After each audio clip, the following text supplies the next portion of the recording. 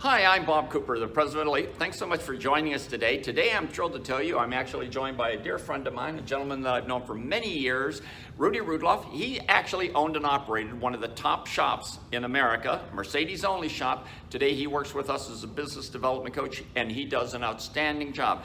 Rudi, you had a comment that you shared with me earlier that sort of intrigued me, and it had to do with coaching and training. Do you mind sharing it with our audience? Yeah, no, not at all, Bob. You know, most of us shop owners are ex-technicians, you know, and we really a lot of times forget that our job now is really to be coaching to our technicians and our managers, and not really then telling them or giving them the answers correctly. That's a lot of times it makes it a little difficult for us to kind of differentiate or separate us from that, but we really, in the long term, that's what we really need to do. We need to coach our people into getting the right answers instead of teaching them or giving them to an easy. So bring it out of them. They have ownership in it.